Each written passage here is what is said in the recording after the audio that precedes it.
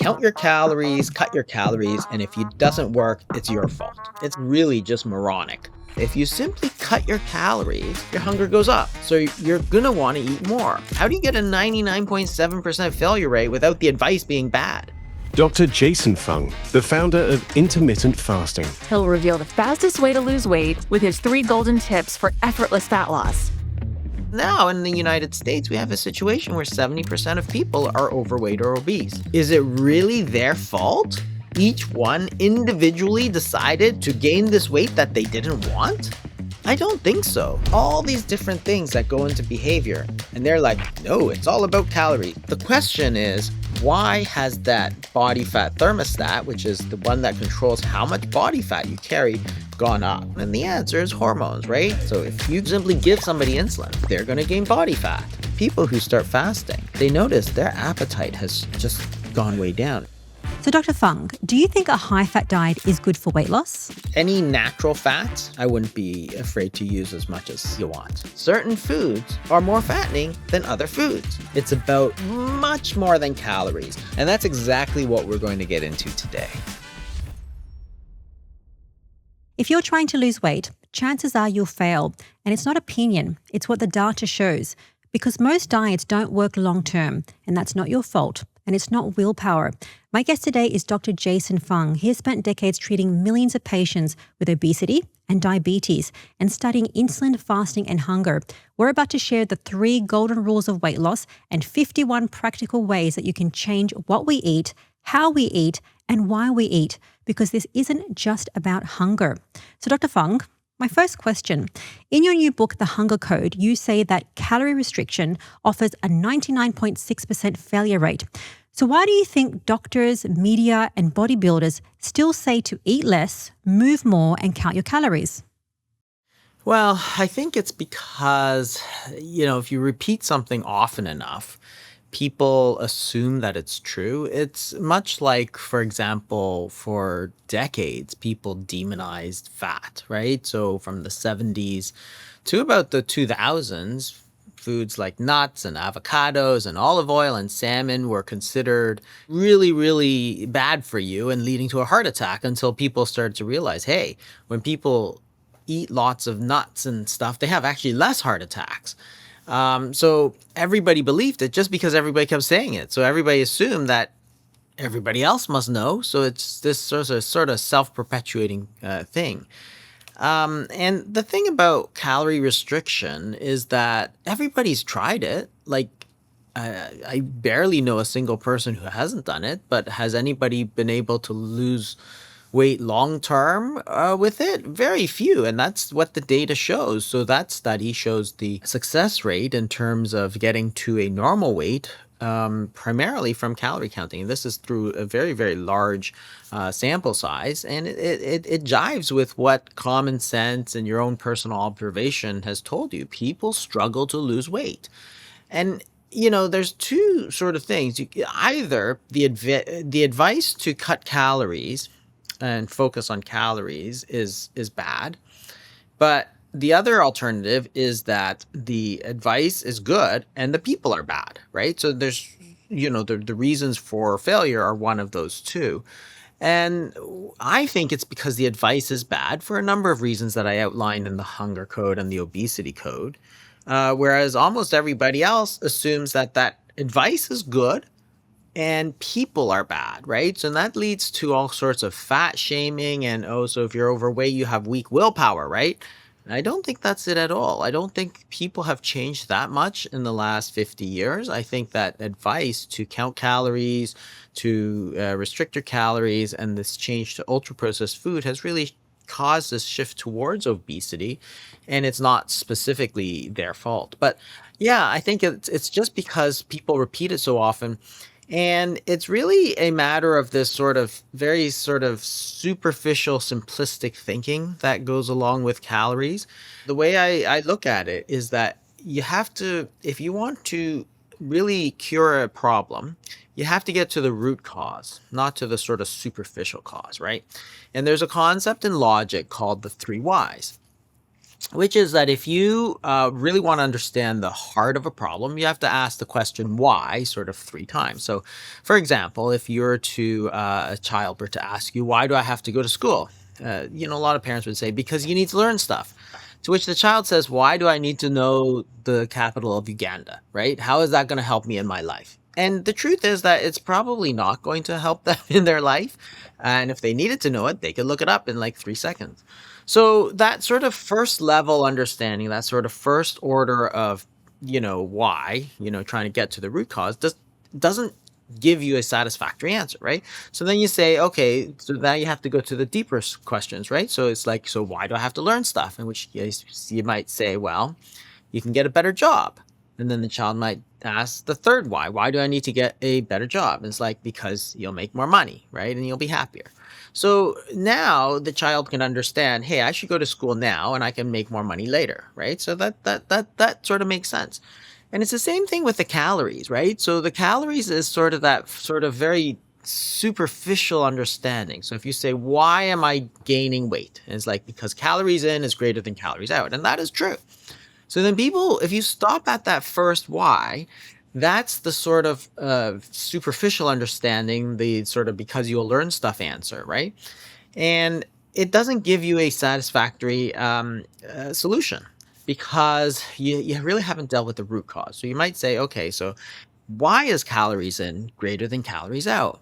And it's like, because you're hungry, right? Now that's a much more satisfactory answer because if you deal with the hunger, then you won't eat as much, right?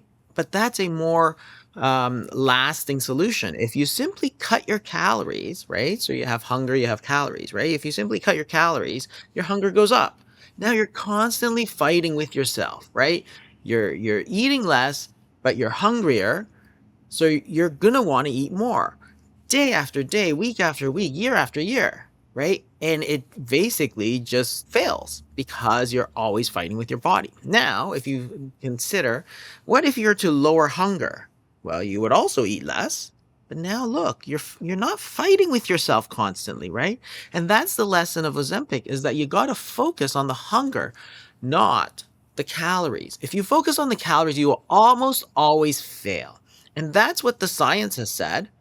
And even though everybody thinks it'll work, even though you think the answer of calories in greater than calories out, therefore just eat fewer calories, is useful, the science says it's not. And every single person already knows that it's not. It doesn't work. So why do you keep persisting on it? Because the sort of experts, the doctors, and all the sort of not dietitians, nutritionists, they can't admit that they're just wrong about this whole understanding of how things go. So then instead of saying the advice is wrong, they say the advice is good. The problem is you. You didn't want it enough. They keep pointing the finger at basically they're blaming the victim.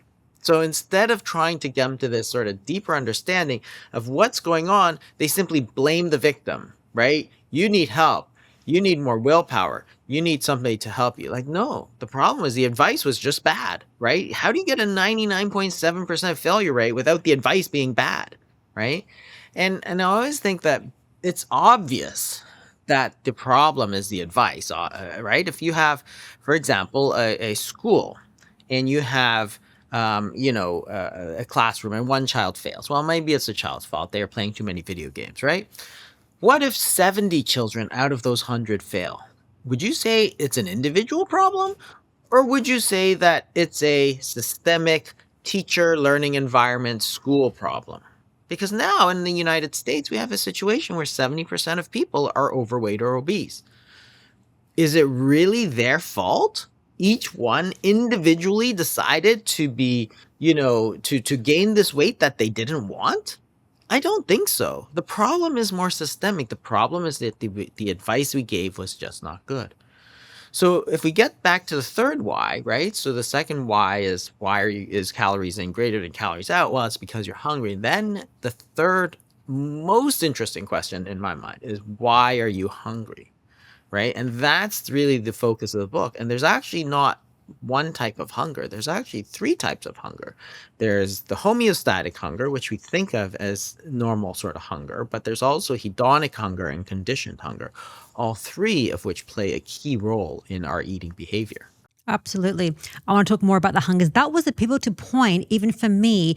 We're always hungry, even counting calories, and then you just keep eating, eating, eating. But you don't eat just because of physical hunger, which is the homeostatic hunger. You eat for many other reasons, which we'll talk about, and the fixes around that. I do want to ask the next question, which is you mentioned in the book about a body thermostat. Your body has a thermostat, which controls how your body burns and how much you eat. What is the body thermostat and what is controlling it? The body fat thermostat is really a homeostatic mechanism. So this relates to homeostatic hunger. So if you have a thermostat, for example, in your house, it controls your room temperature, say, right? So you turn it up or you turn it down. And it will either activate the heating or the air conditioning or turn off, right? But the point is that, you maintain that sort of steady room temperature, no matter if it's cold outside or if it's hot outside, it's still going to maintain that temperature. So some people say that our body fat is simply the excess of what we eat. If we eat a lot, then we'll store some. If we don't eat a lot, we'll burn some. And basically, there's no controlling mechanism. And since food is so easy to get now, then we're all getting fat. That's a stupid argument. It's completely really just moronic. Because if you think about the natural world, you have lions and tigers and bears and whatever, right? And those animals in the wild never become morbidly obese. Why? Because their body has a mechanism to maintain that steady weight. It has to, right? If you're too fat as an animal, you can't catch prey, or if you're an herbivore, you can't run away from predators. You're going to die. Period. So there's never morbidly obese animals in the wild. Even when you have bears, for example, who hibernate, it's because their body thermostat has told them to gain lots of fat. They don't do it sort of willy-nilly. It's not like in the middle of summer they're morbidly obese, but when they're gearing up for winter, all of a sudden they gain all this extra fat. So the point is that the percentage of body fat is no different than any other core, physiologic mechanism. Like you can, for example, hydration status. If you drink a lot of water, you're going to pee more. That's just the way it is. If you don't drink a lot of water, you're going to pee less. Why? Because the body wants to maintain that normal hydration status.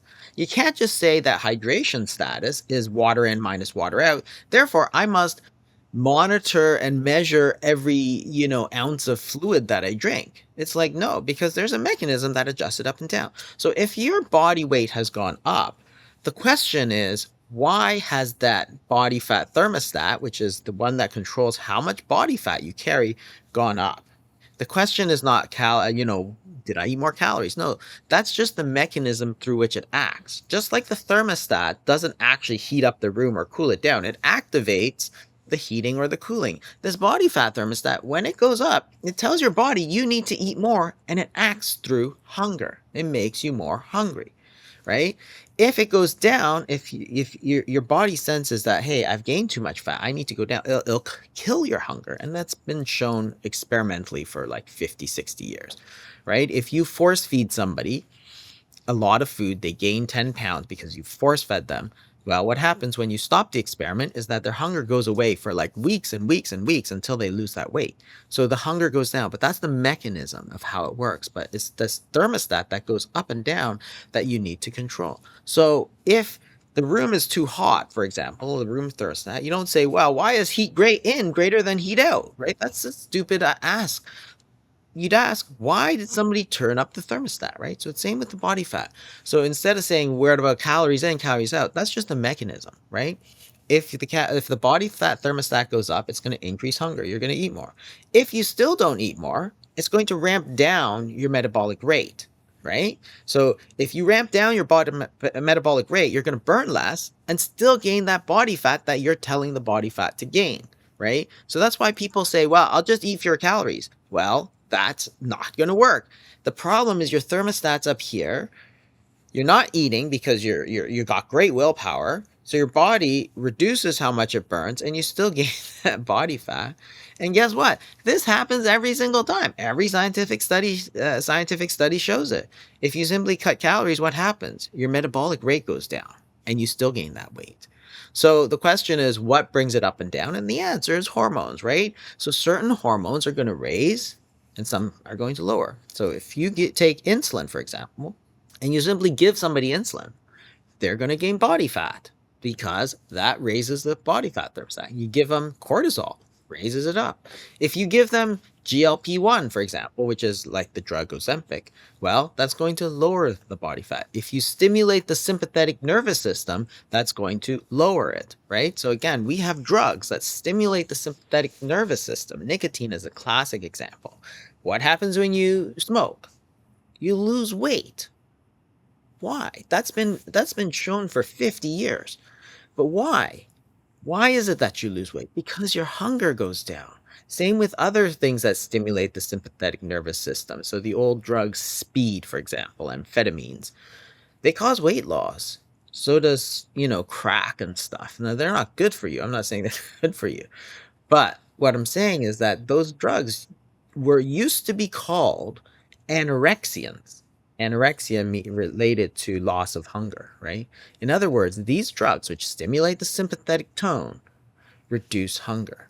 What it tells you is that that's one of the hormonal systems that affect this body fat thermostat. So all of these together, so the insulin, the cortisol, the sympathetic tone, the GLP-1, GIP, leptin, baroreceptors in the stomach, the vagus nerve, all of these together raise and lower the thermostat. So if, for example, you gain weight and you say, well, why am I gaining weight? You have to look at all these sort of hormonal factors. For example, we all know, and it's been well documented, that lack of sleep will cause weight gain. Very, very common, right? But why?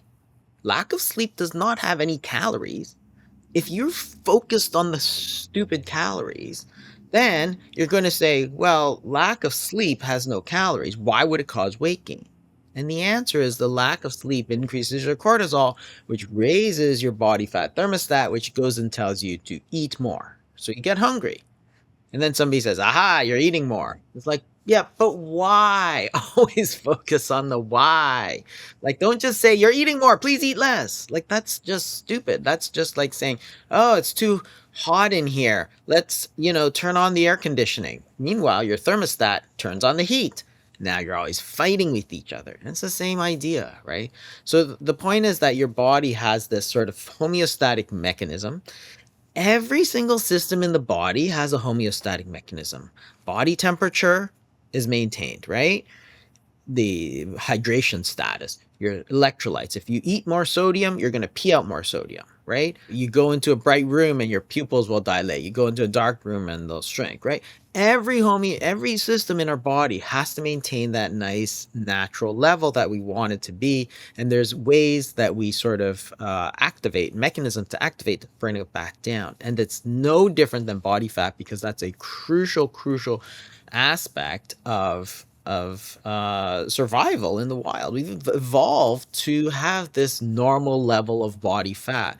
What's thrown it off, right? That's the question. And that's, where we get into some of these other types of hunger that can also cause the problems. Absolutely. I feel like you need to have a good debate with, like Lane Norton or I don't want to like poo-poo Lane Norton, but somebody that comes with the calories debate, because what you're saying, it makes so much sense. And you're talking about homeostatic hunger, which is the body thermostat. If you eat less calories, more calories, the thermostat inside is going to change. Don't worry about the calories. Think about the inside, what the effect of the inside is. Before we get to the other types of hunger, I have to ask about exercise, because that also affects the body thermostat and the hormones. So can somebody exercise a lot and think they're going to lose weight? It can work, but it's very, very difficult. The reason that it works is not because of calories, truthfully. So the it's really sympathetic tone. So exercise, when you exercise a lot, stimulates the sympathetic nervous system, which decreases your hunger, right? So we all know that if you're exercising, if you're in the middle of basketball or something, you don't think, "Oh, I'm really hungry now," right? Because that increased sympathetic tone in the heat of the game sort of thing reduces hunger. So that's the acute anorexia that you get with exercise. However, after the exercise, you do get this sort of rebound in hunger. That's why they say you're working up an appetite, right?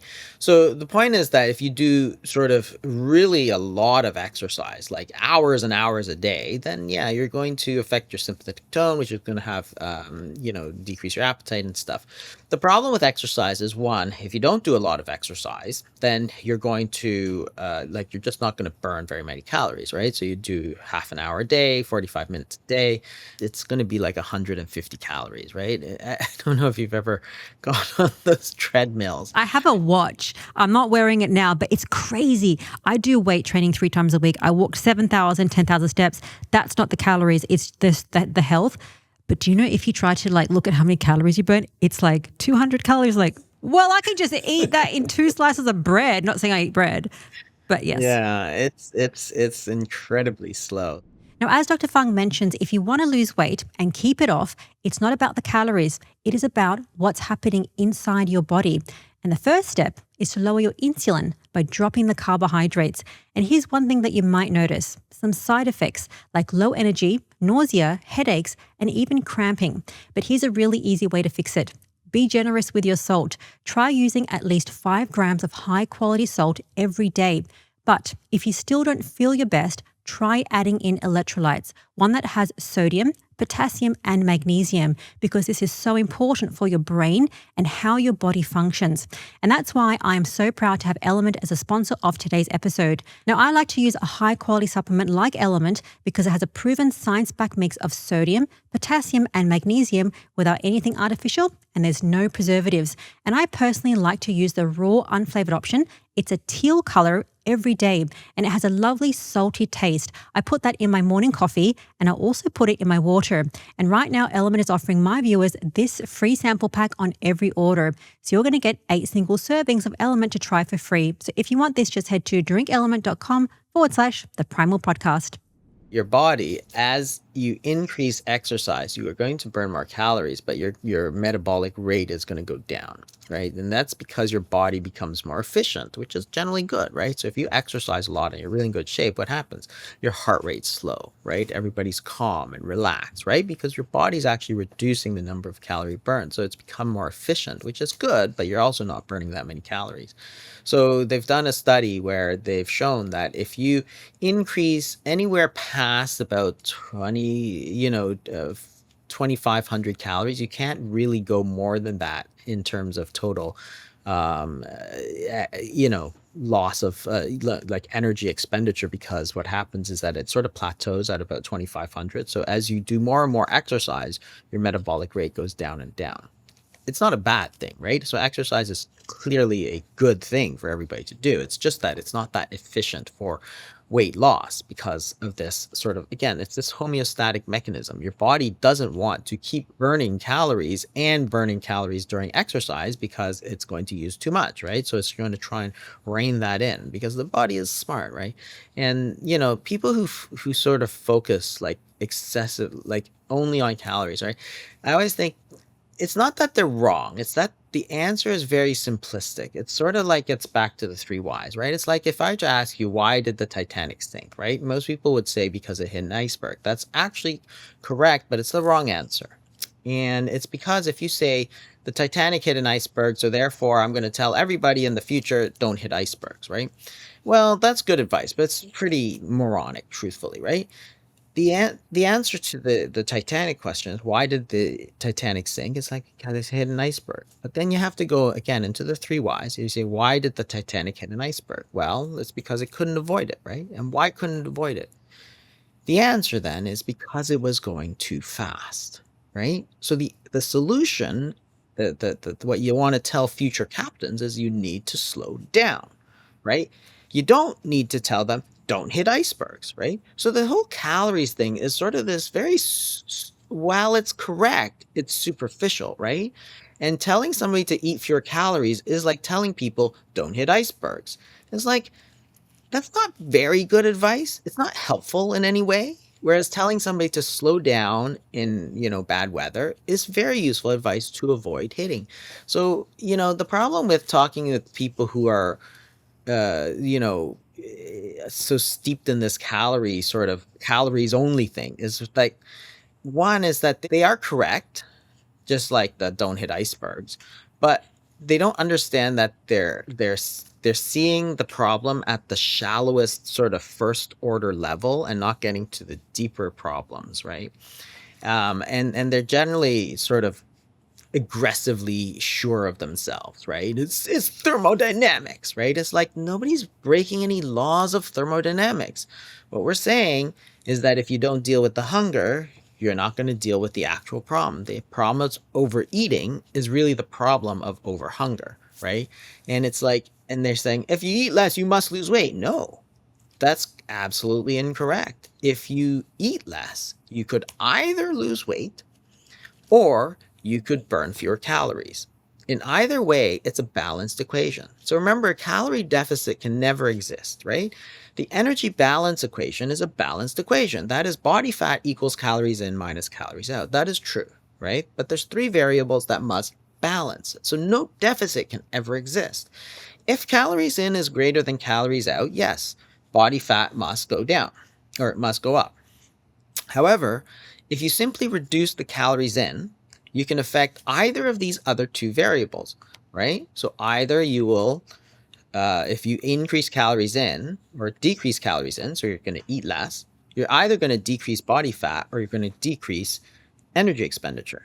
That's just the way it is. So if you switch the energy balance equation around and say calories in equals body fat plus calories out, what it shows you is that for every calorie you eat, you either store it as body fat or you burn it. But which one does it do? That's the key question, not the equation itself. The equation is always right. But for every calorie you eat, you'll either store it or burn it. Which one you do makes a huge difference, right? It's just like if you have $1, you could either put it in the bank or you could blow it on a lottery ticket, right? What you do is very, very important. It's not the number of dollars, because you could get $1 million and blow the whole thing on lottery tickets. Or you could get $1 million and save it, right? Very different outcomes, same number of dollars. Same thing with calories.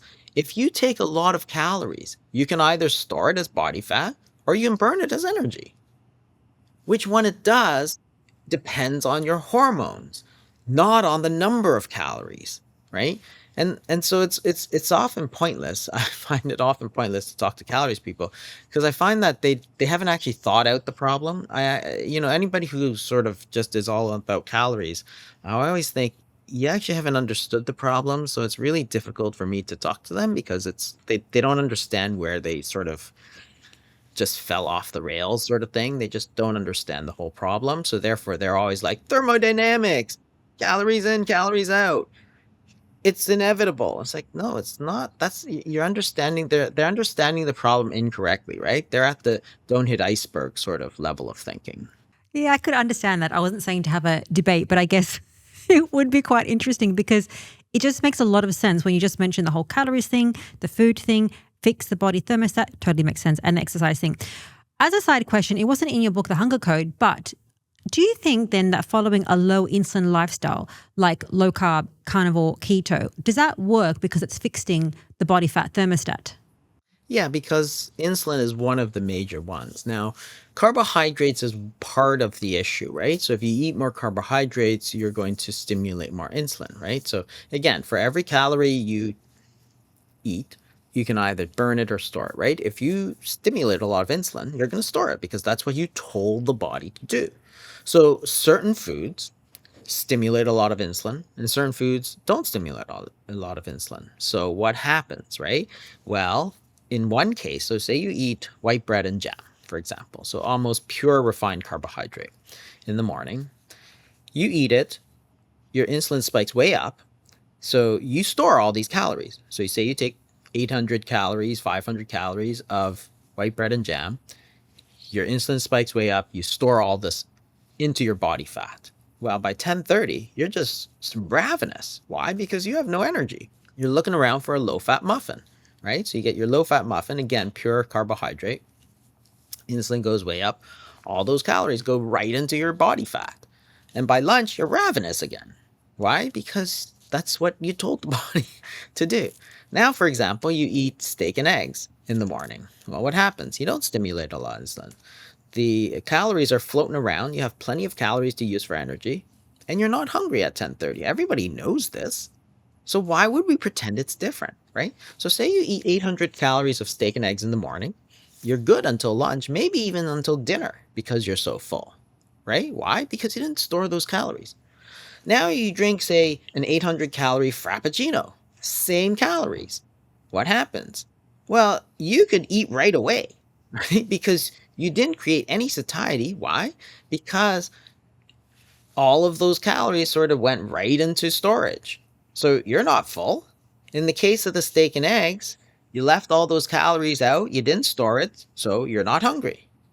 In the Frappuccino case, you're going to store all those calories right away. There's no satiety because there's no GLP-1, GIP, for example, peptide YY, cholecystokinin, which are satiety hormones that the other one stimulates. And you're going to be looking for food, right? And that's the whole point. It's not the calories. The number of calories is identical. The difference is that the hormones that are stimulated by these foods are different. So food contains both calories, which is the amount of energy, and information. Information as to what to do with those calories, right? Just like the money, there's instructions. Do you store it in the bank or do you blow it on the lottery ticket, right? So the point is that those instructions are the hormonal stimuli that happens. When you eat that food, certain hormones are stimulated and they're different based on different foods. So what does this mean? Does this break laws of thermodynamics? Absolutely not, right? You're not creating energy out of nowhere. What it means is that certain foods are more fattening than other foods. So frappuccino and brownies are more fattening than eggs. Well, that seems kind of logical, doesn't it? Isn't that pure common sense? Like, if you want to lose weight, you should stop eating those brownies because that's all sugar and stimulates a lot of insulin. Duh. You should eat broccoli. You should eat eggs, right? You don't need to cut those down. You don't need to count those calories because by the time you get enough of those eggs or broccoli or whatever, or salmon or whatever, you're going to stop eating because your hormones have already told you that, right? Because they're like, hey, there's enough energy out here. There's enough calories floating around for us to use. You need to stop eating. And it's about the hormones, not the calories, because the calories are identical. So if you simply drink the frappuccinos and try and count it, what's going to happen? Well, you can control those calories, but you can't control how hungry you are. So you're just going to be hungry all the time. Then you're going to want to eat. That's going to kill your sort of eating behavior, and eventually it's going to fail. And guess what? That's what happens to everybody when they count their calories and eat, ice cream. It's not going to work. Okay, let's get to the next type of hunger, hedonic hunger. So we already spoke about homeostatic hunger. That's when you feel hungry, you stop when you're full. But you mentioned there's another type of hunger why people eat, hedonic hunger. What does that mean? Yeah, so this is where it starts to get interesting because the research into hedonic hunger is actually increasing quite quickly. So if you think about why you eat, it's not simply because you're hungry, right? And it's like if you think about dessert, nobody eats dessert because they're hungry. You just had a full meal, right? You eat dessert because it looks good and it tastes good and it makes you feel good, right? That's the whole thing about comfort foods, right? You eat it so that you feel better, right? So if you break up with your boyfriend, girlfriend, you eat a whole tub of ice cream. Well, why? Because it's a comfort food, because it's making you feel better. That is, it's releasing dopamine and other rewarding substances in your brain that make your mood feel better. So same with the hedonic hunger, right? It's just like, you finish your meal, you're not hungry, but you have this nice, brownie or whatever, and you want to eat it because it looks good. And when you eat it, it gives you pleasure, right? That's normal. you can't just ignore these things because they exist. So, in other words, hedonic, which means related to hunger, is a very important cause of eating behavior. So, hunger, you can get hedonic hunger. And the thing about hedonic hunger is that if you fill up on, you know, natural foods, right, it's very hard to eat too much, right, because you're already full, right? The key to hedonic hunger is that if you look at food companies and ultra processed foods, what they do is they try to maximize this hedonic hunger, while at the same time minimizing this sort of satiety, which is the homeostatic hunger. Because if somebody eats a full dinner of, like, roast beef and, mashed potatoes and stuff, you can only eat a little bit of dessert, right? Just a little bit to get that taste. You can't just eat a lot of it. So if you're a processed food company, you can't make a lot of money selling those ultra processed foods because they can only eat so much as if people have eaten all these natural foods. So what you need to do is engineer these foods to have one maximum pleasure. So you can change all the chemicals and taste. You get these texturizers and emulsifiers, but what you do is you try to minimize satiety. So what you do is you try to reduce protein, you try to reduce fat, because both proteins and fats release satiety hormones such as polycystic peptide YY and cholecystokinin. Also, protein is a strong stimulus of, like, GLP-1, which again is a satiety hormone. It also slows down the movement of food through the stomach. So, all to keep you full.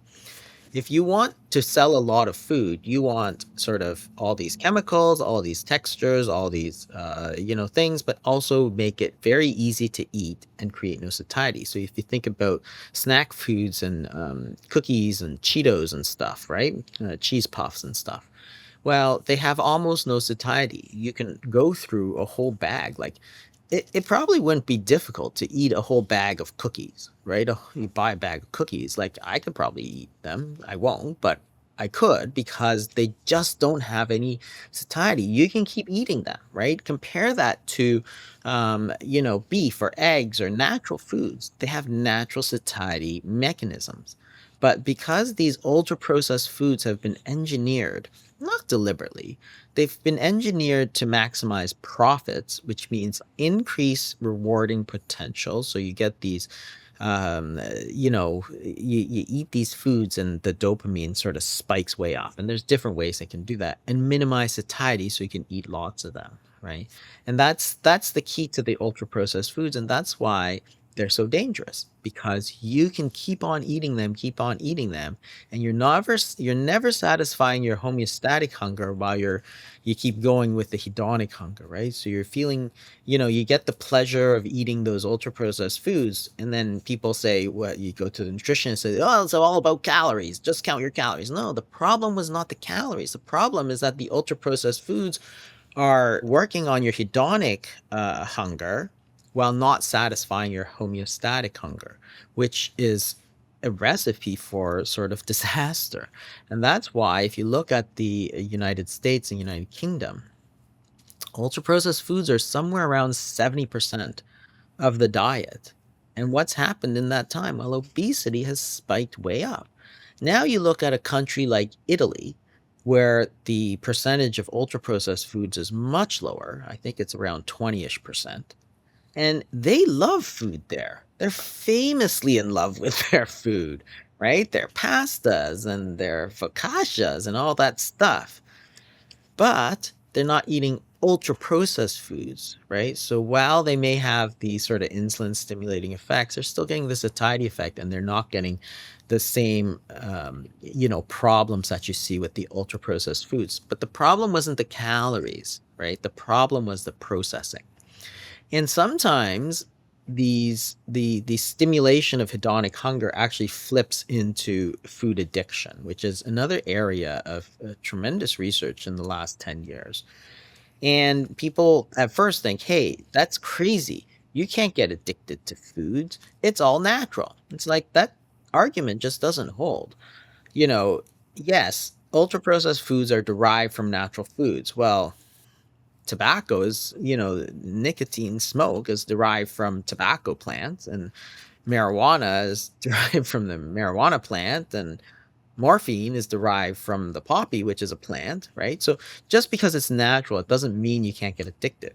The key is the processing. You have to process these natural foods to create these addictive substances. And addiction just means that you keep eating these foods even though you know it's bad for you. It doesn't mean everybody who takes it gets addicted. And not everybody who smokes gets addicted to smoking, but some people do. Same with alcohol, right? Alcohol, which is a natural product, if you were to say so, um, also goes, you have to, not everybody who drinks alcohol becomes addicted, but some of them do. And it's the same with food. And it's not that people are addicted to food, because again, I hear this argument sometimes, and I always think it's so stupid. Um, People say, well, you can't just stop eating food. It's like, I'm not saying you should stop eating food. I'm saying you should stop eating ultra processed foods, because that's the problem, right? It's not like, oh, you're addicted to alcohol, you need to stop drinking tea. It's like, why? I'm addicted to alcohol because you need to stop drinking everything. It's like, no, don't be so stupid. If you're addicted to ultra processed foods, then you need to stop them. Because honestly, there are lots of people who say, I'm addicted to, ice cream. I'm addicted to chocolate hot. I'm addicted to pizza.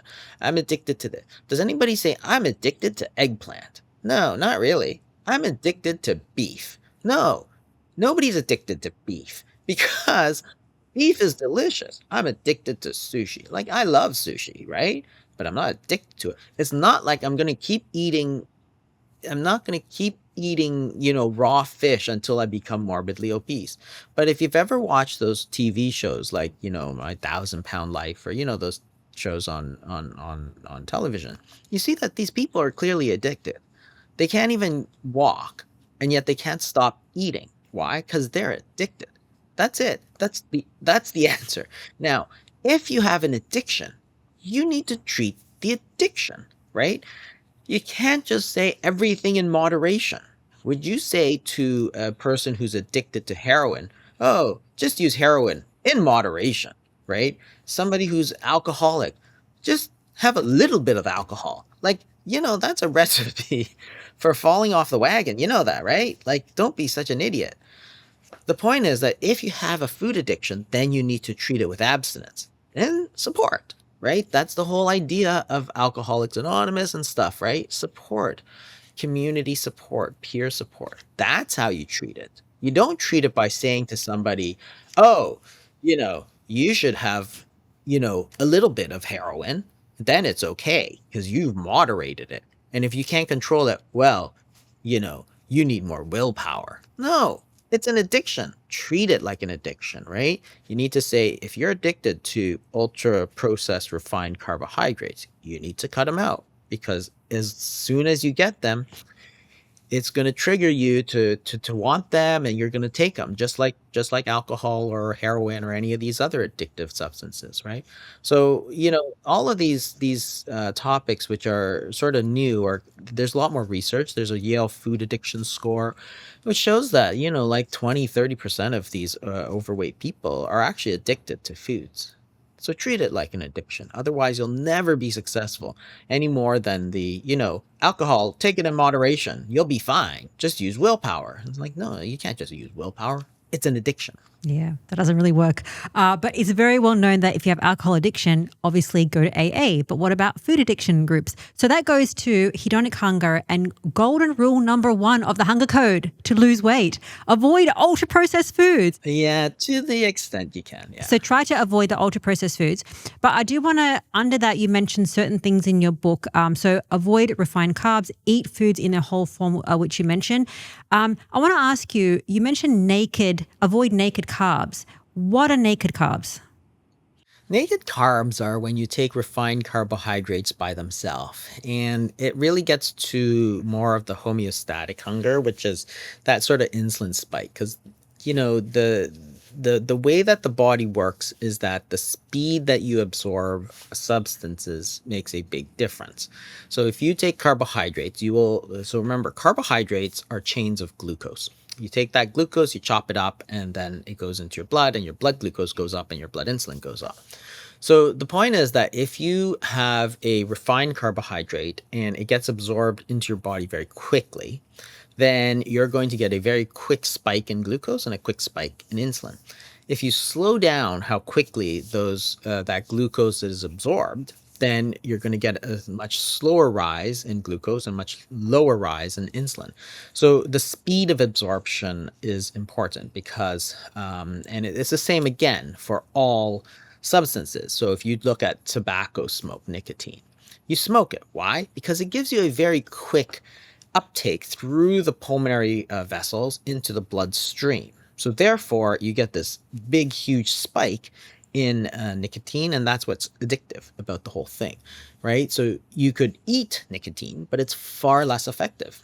So you use it for nicotine gum when you're trying to wean somebody off because you're going to get nicotine, but it's going to be slow, not peak. If you take heroin, again, people inject it directly into their veins. Why? Because you need that really quick hit.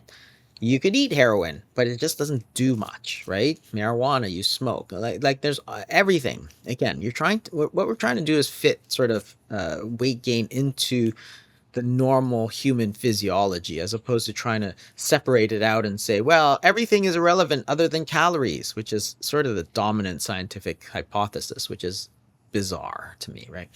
So how quickly you absorb is important. So naked carbohydrates are absorbed very quickly because there's nothing else to slow down the absorption.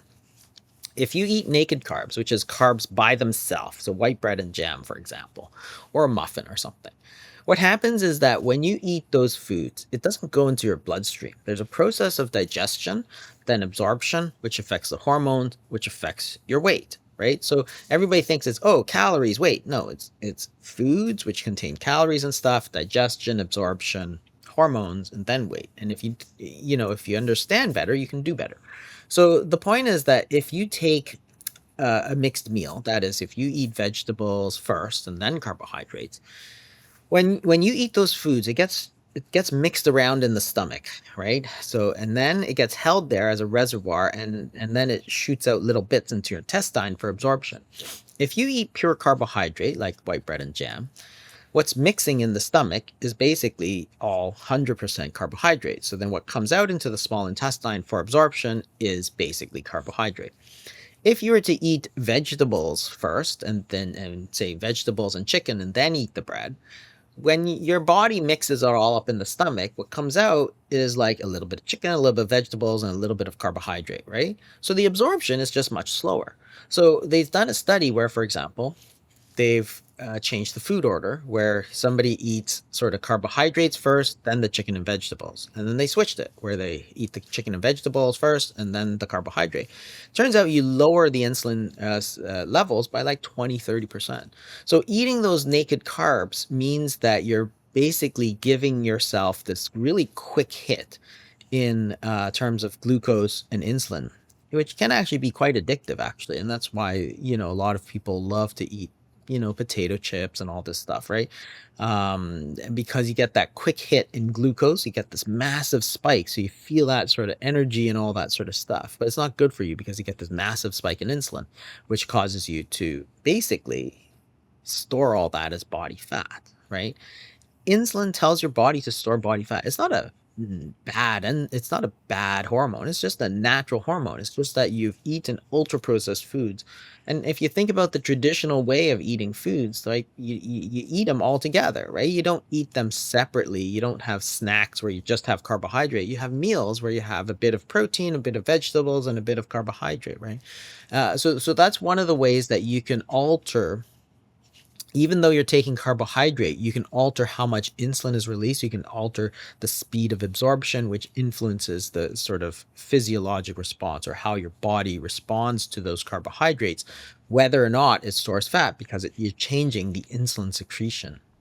As Dr. Fung mentions, health isn't just about counting calories. It's about removing the things that disrupt our biology. First, that's the food, especially ultra-processed food filled with additives that interfere with our hormones, our metabolism, and insulin signaling. And most people understand that part. But what we talk far less about is a second source of chemical exposure, the products that we use every single day on our skin, but also on our hair. Ingredients like parabens and phthalates don't just stay on the surface, they enter the bloodstream, disrupt your hormones, and affect the brain, contributing to long term health issues, including insulin resistance. And when I found this out, well, that really made me stop and think. Because as you know, I've healed so much through a high fat carnivore lifestyle, but I realized I was still exposing myself to unnecessary chemicals through my everyday skincare and my hair care.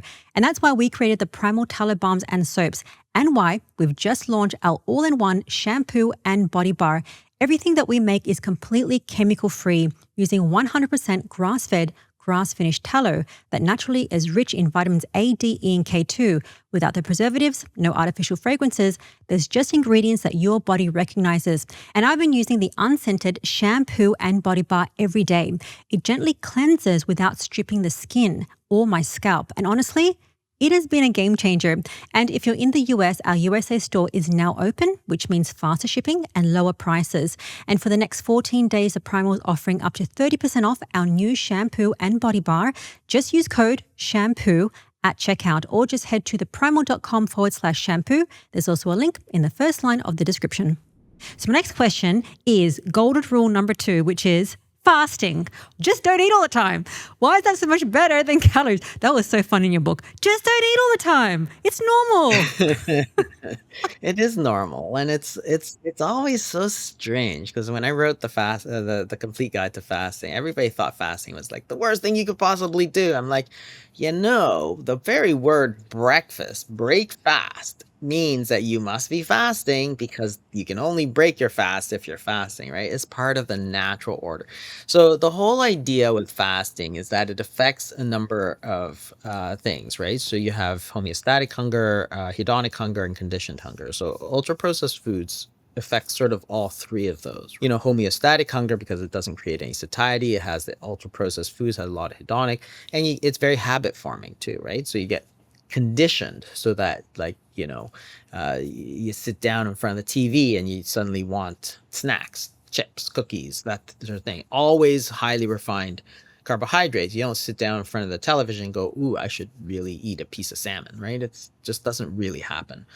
Fasting is the same. So it's a very traditional thing, but it also affects the homeostatic hunger, the hedonic hunger. So obviously, but mainly it also affects the conditioned hunger. So by making yourself creating that habit where you're giving yourself a period of time that you're not eating, it just becomes a habit. And habits are tremendously important because they take no willpower, right? So when you brush your teeth every day, you get in the habit. You don't think, oh, today I should brush my teeth. No, you just sort of automatically do it. But the benefits just keep going and going and going. And it's the same with the fasting. If you are used to not eating all the time, like if you finish dinner and you are in the habit of not eating until breakfast or lunch the next day, well, you're not going to think, should I eat? Should I not eat? It's just a habit. You're just going to not eat. So therefore, you're not going to get hungry. And that's the conditioned hunger. And that fasting really breaks that. Of course, the hedonic hunger, it really breaks that. And the homeostatic hunger, people always think that if you fast, you're going to get so hungry, you're going to eat, everything in sight. You're going to eat your, textbook or whatever, right? The truth is that that's not true, because what happens when you don't eat is that you're getting your body used to pulling out the calories that it's stored, which is body fat. You're feeding yourself on your body fat, and it becomes just a habit. So your hunger starts to go down. So many people have started the fasting, and whether they do 16 hours or 24 hours or even longer, right? There's people who go 2 days, 5 days. We do a 5-day fasting reset at the fasting method, for example. And what they say is often, oh, I think my stomach shrank. I'm just not that hungry. It's like, I don't think your stomach shrank that much, but I think that what happened is that you've changed the hormones in your body so that when you're no longer eating, your body very easily now pulls out the energy you stored, which is body fat. You're just using it for what it was meant for. And by doing that, you're not hungry anymore because you've sort of fed yourself on your body fat. But if you never get used to that fasting, your body's going to have more trouble pulling it out because it's not used to it. So, in fact, the homeostatic hunger, which is sort of counterintuitive, actually starts to go down. So, people who start fasting, they notice their appetite has just gone way down. And sometimes some people go on. I remember there was this doctor that came to our clinic once, and he says, I could never control myself when I was eating. Then I started fasting, and cutting out the ultra processed foods. And I just don't want to, I just don't feel like eating a lot of the time. It's like, yeah, perfect.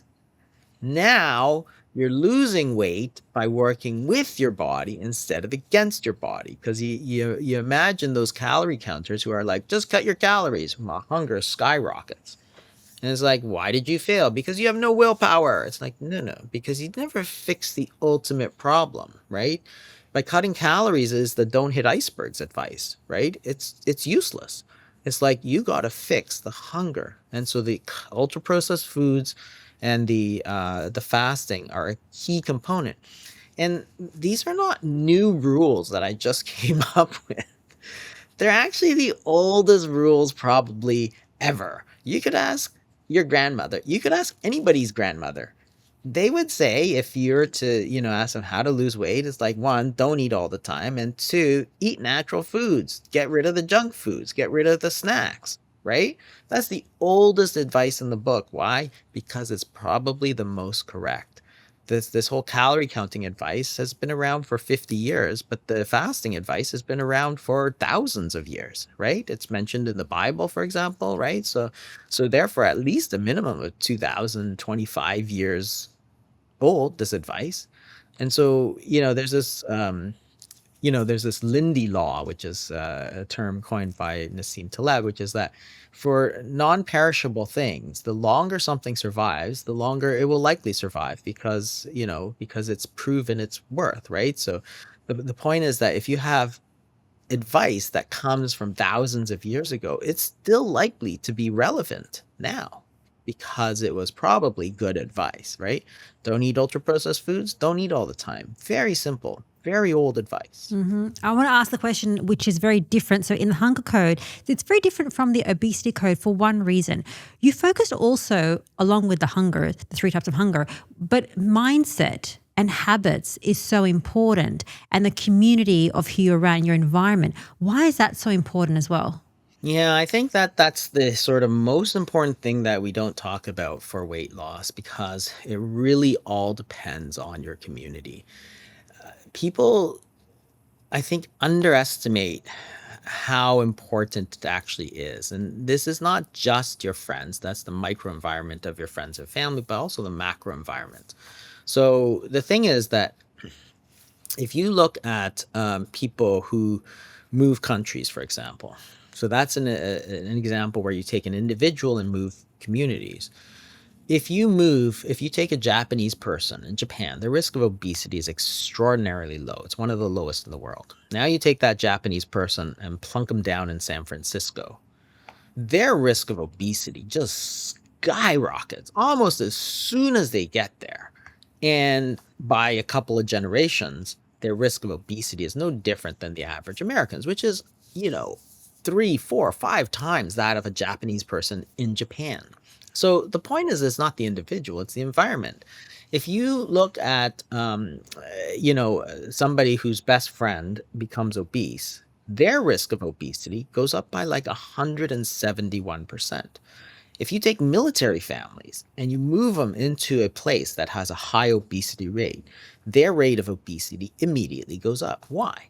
Well, it's because of two things. One is conditioning and one is social modeling. And that's the idea that the what is acceptable socially is determined largely by what you see around you. So if you go to a place where you're eating constantly, huge portions, lot of ultra processed foods, snacking all the time, no fasting, that's going to rub off on you. If your best friend always switches their fries for a salad, so will you. If your friend is always going hiking, so will you. I now play basketball. Why? Because my brother plays basketball, right? So he's like, "Hey, you want to play?" So now I do, right? But That's the whole point. That's the phenomenon of social modeling and social influence. That's why influencers are so important. That's why they're the big thing of the last, 20 years is social media, social influence. But the point is that it's not an individual failing, it's a collective failing. So if you go into a community where everybody is fasting all the time and talking about it, it normalizes it and it rubs off on you. When I go and eat with my family, I eat relatively well. When I go out with my old high school friends, it's not good, right? The food choices I are can not good. imagine. But luckily, I don't do it that much. And, it's like the point is that it's not me that's changed. I'm the same person, but it's the environment, right? All of a sudden, it's all, pizza and french fries and, let's watch the game sort of thing, right? But the point is that if it all rubs off on you, right? So you look at places like California where there's a lower rate of obesity compared to the rest of the United States.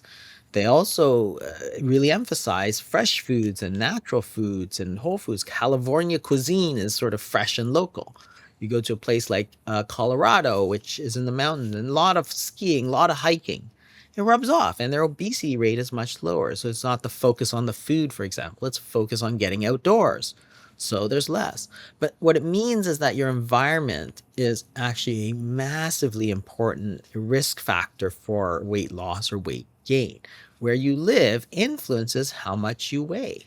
And that's just because of where we are. So, whether it's moving countries, Japan to America, or even within the United States, the different states of the United States, it's important. And if you don't recognize that importance, if all you do is, keep carping on about calories, you'll never understand that, hey, it's not the calories, it's the environment that you live with and which affects your mindsets and your habits, right? If your mindset is that I need to eat natural food, like if you live in, some parts of California, I need to eat natural, that's going to rub off on you. And then you're going to make those choices. And all behavior change starts with the mindset, right? Because it's what drives behavior. So people think, oh, well, you can't change mindset. You can easily change mindset, right? It's just a matter of repeating it. So, for example, years ago, I drank coffee with 2 cream and 2 sugar. So Canadians called it a double double. It's a lot of sugar. Well, that's I very tried it sweet. recently. Yeah. So yeah, but anyway, 20 years ago, that's what I drank because a lot of people drank that. And then I started to learn more and I started to think, oh, sugar is really not very good. It's a bit of a toxin, like especially in high doses, right? Not low doses, but high doses. Sugar is a poison. So then with that mindset of sugar is sort of a poison, I just didn't want that much sugar, right? So I eat probably like 75, 80% less sugar than I did. But the point is that if my mindset is that, oh, sugar is sweet and lovely, but I can't eat it. Now you've got this deprivation mindset. And now you're going to fight with yourself all the time, because you want the sugar, but you can't eat the sugar because it's not good for you. You're constantly fighting for yourself. What you do instead is you change the mindset. So now it's like, oh, sugar is a poison, right? So your mindset goes down. Now consumption goes down, but you're not fighting with yourself. Same with exercise. If you think of exercise as this is punishment for eating, you're never going to want to exercise because you don't want to. If you think exercise, hey, this is fun, right? This is a game. So I play tennis, I play basketball, right? This is great. I love being able to get out there. Now all of a sudden it's not a chore because my mindset has changed. So everything starts with the mindset. You can't just change, you can, but if you just change the behavior but you don't change the mindset, it's not going to lead to lasting growth. And the thing about mindset is that it's actually not that difficult. You just have to keep repeating it to yourself, thinking about it. Ultra processed foods, like now I go into a store, I look at the so again, my mindset has changed in the last few years with ultra processed foods.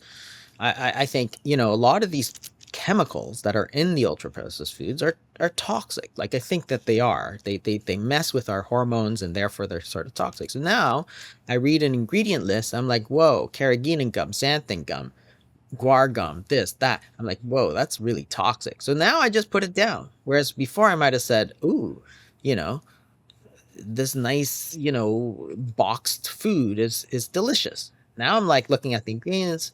I'm like, I don't want it anymore. I put it down. But the key is that I don't want it. I'm not like, I want it, but I can't have it because it's bad for me. I'm like, I just don't want it anymore because it's got all these chemicals. But it starts with the mindset, right? And that's where you really have to focus. That's where what we do in the fasting method is really focus a lot on communities, mindsets, and habits, because they're really actually the most important things for any type of behavior change.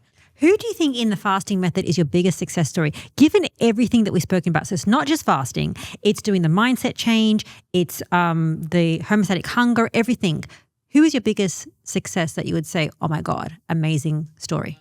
There's been a few. So Terry, who is actually our head of the coaching program, who's a PhD in psychology, she's actually done extremely well. And most of these people, most of these coaches, so Coach Heather, and Coach Jill have also done extremely well. And it's because of that, they've actually changed their careers and decided, you know what, I'm going to help other people do this because it's actually impacted my own life so much. So all of them have not only lost, it varies, but like sort of like 50, 60 pounds sort of thing, but really turned their life around because of some of the lessons. And, Jill was a nurse at a critical care nurse. And so she sort of changed, and I think she was getting towards the end of that career and said, you know what, I want to really help people do what helped me. And same with Terry, who's sort of switched,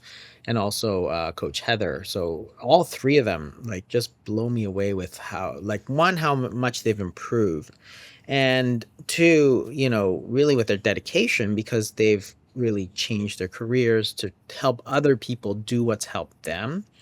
And I always think these are all highly educated people, right? So two are nurses, one is a PhD.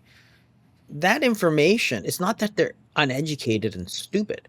In fact, they're highly educated and very smart.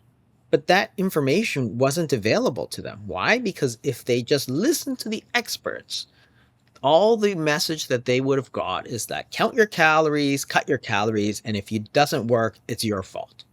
That is the message we give every single person out there, even PhDs and medical professionals. And it gets ingrained in you, and you don't realize that, hey, it's about much more than calories. So I talk about insulin and cortisol and GLP-1 and GIP and processing and digestion and absorption and, vinegars and acids and, mindsets and habits and stuff, all these different things that go into behavior. And they're like, no, it's all about calories. This is the most scientific thing ever. Like, no, I don't think so.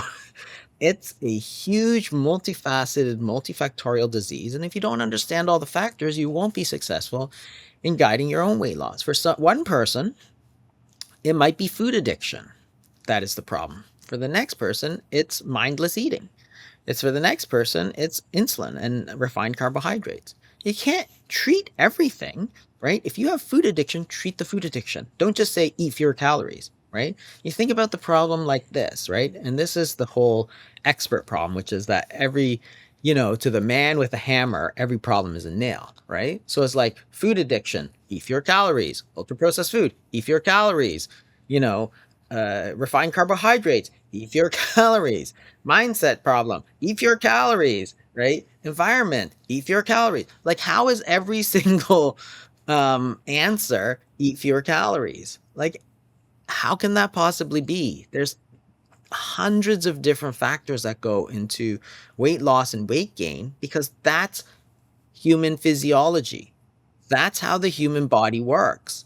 It's not that easy. It's just like trying to cure cancer. It's not that simple.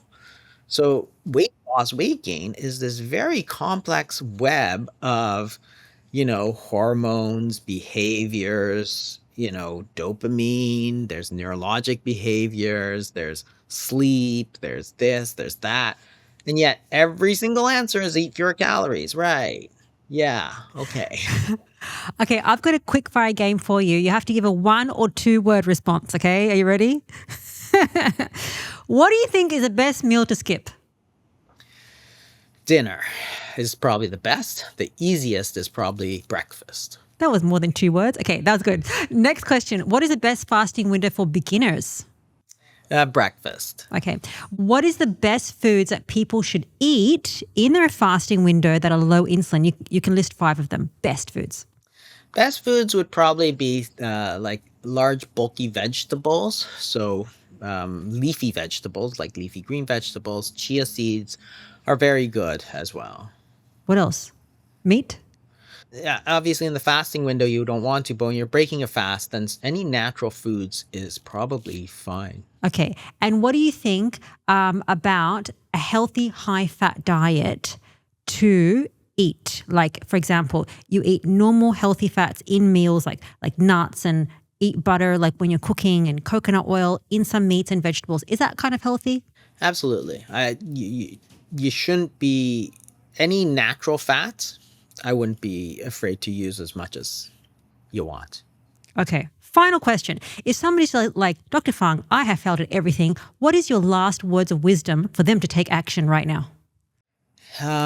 Community is the most important thing because everybody's heard about calories. Everybody's heard about, diets. It's not about the diet. If you think it's about the food, you've already lost. It's about eating behavior, which reflects your community and your social sort of circle. Again, it's so important because it influences you day in and day out.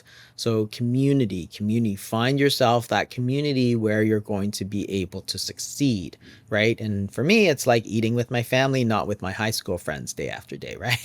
That's a no-brainer. Where can people find the hunger code?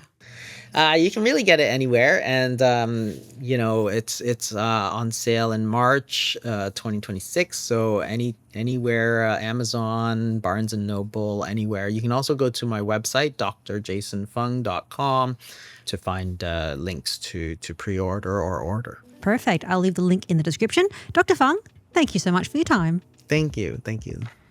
If you want to know more about insulin and weight loss, watch this episode next with Dr. Jason Fung Part 2. See you next week.